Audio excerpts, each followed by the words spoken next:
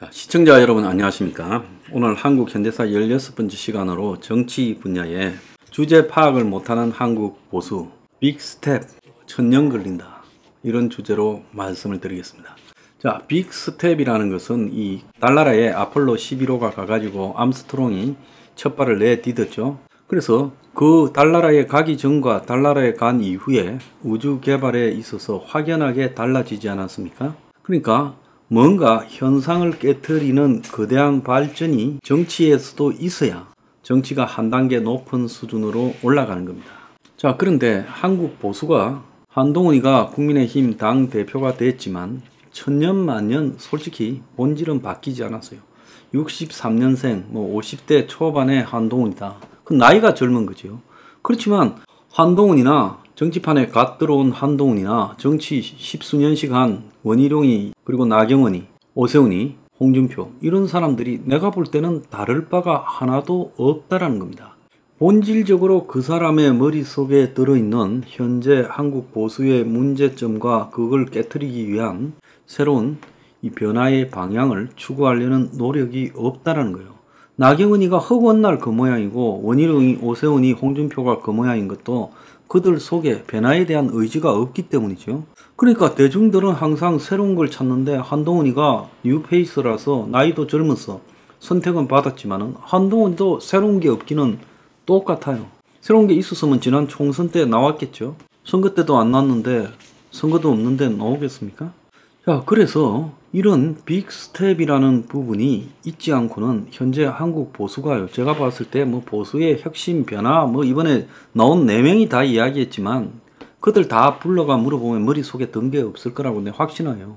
영국에 이번에 노동당이 14년 만에 집권했어요. 자, 그러니까 영국 노동당이 80년대 대치 이후에 빌빌 싸다가 90년대 말에 토니 블레어 때 제3의 길이라는 가치를 내걸고 좀 집권을 하다가 그 다음에 또 권력을 잃은 지 14년 만에 이 스티머라는 사람이 영국 노동당의 강경 성향을, 이 좌파 강경 성향을 많이 둔화시킨 채 지금 이번에 권력을 잡았습니다.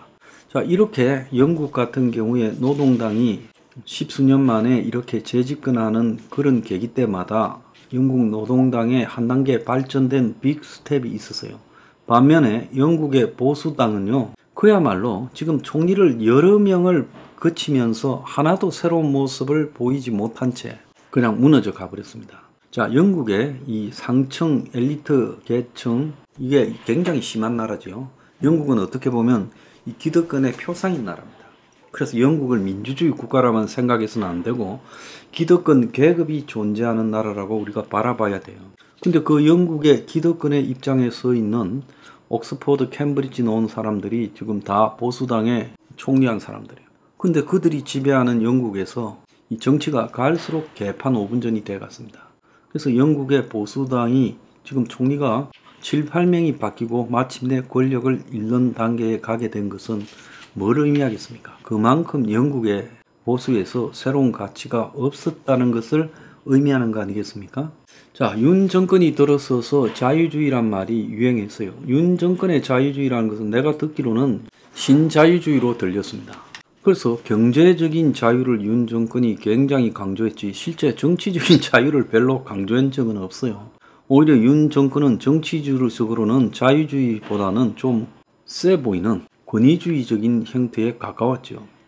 그런데도 윤 정권이 자유주의라고 떠드는 것은 밀턴 프리드만의 선택할 자유, 그 책을 읽고 감명을 받아서 경제적으로 자유주의가 중요하다 했습니다. 근데 가만히 하는 거 보면요, 경제적으로 자유주의가 아니라 국가주의예요. 자, 어느 자유주의 국가에서요, 전세 사기를 1년 동안에 5조 당하고 그 5조를 정부가 갚아주는 그런 나라가 어디 있습니까? 진정한 자유주의라면 전세 사기범들을 처벌할 수 있는 자유를 가져야 그것이 진정한 자유주의가 아니겠습니까? 저 화곡동에 쪽방 빌라를 갖다가 6억씩 주고 매입해서요, 그걸 갖다가 다시 전세를 원하는 사람들한테 비싼 전세로 매입 임대를 하겠다는 걸 정부의 LH나 SH가 할 일입니까? 그래서 아무도 사지 않는 빌라 가격을 올려놓고 그래서 주거난을 더 부채질하는 것이 정부가 해야 될 일이에요. 세계 어느 나라 자유주의 정권에서 몇 억씩 주고 집을 매입해서 임대를 합니까?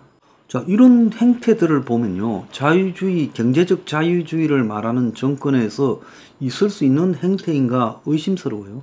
경제적 자유주의를 말하는 정권에서 빚내서 집사라고, 애 낳았다고 신혼특공, 그리고 애 낳았다고 신생아특공, 결혼했다고 신혼특공, 그렇게 이제 돈을 싼 이자로 빌려주겠다고 하는 게 경제적 자유주의입니까? 신혼이고 애 낳는 거하고 낮은 이자하고가 연결되면 그것이 자유주의입니까? 국가주의입니까? 진짜 자유주의 국가에서는요, 신혼이든 애를 낳든 관계없이 이자는 동등하게 모든 국민에게 적용돼야 되는 게 자유주의 아니겠습니까? 애 안 낳는다고 지금 돈으로 처바르고 있는데, 진짜로 자유주의적 관점에서 애를 놓게 하려면 그야말로 태어나는 애가 경제적 자유를 얻을 수 있는 부분으로 도와주는 거.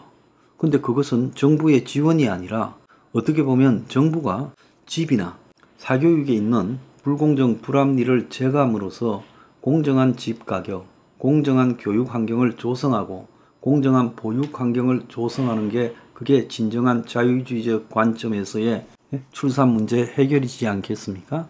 근데 출산 문제의 해결에 진정한 자유주의적 가격에 대한 의미를 무엇인지에 대해서 생각을 못하는 것 같아요. 그냥 규제 완화하고 감세하고 이런 게 자유주의라고 착각하고 있는 것 같아요.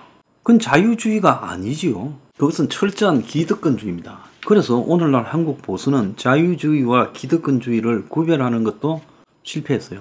자유주의라고 하면, 미국에서 리버럴리스트라고 하면 상당히 진보적인 입장에서 있는 사람으로 해석이 되고 있어요.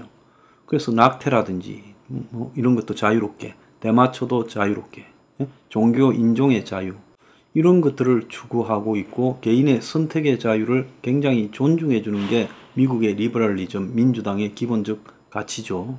한국에서는 수구 기득권에 대해서 편을 드는 것을 자유주의 가치라고 지금 착각을 하게 만들었어요. 과거의 정경련, 지금 뭐 한국경제원인가요?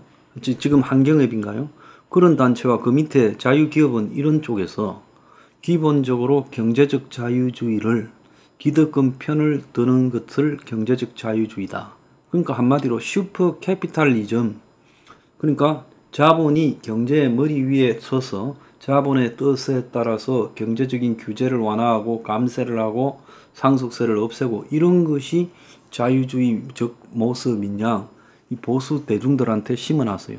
원래 제대로 배우지 못한 사람들이 잘못된 것을 한번 머릿속에 습득을 하면 고치지를 못해요.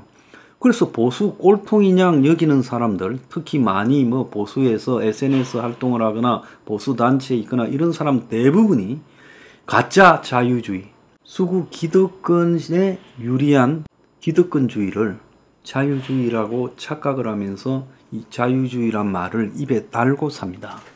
그들이 진정한 자유주의의 배경에는 정의, 공정이라든지 기회균등이라든지 이런 가치가 기반이 되어야 그 자유주의가 힘을 얻게 된다는 것을 아무도 모르고 있어요.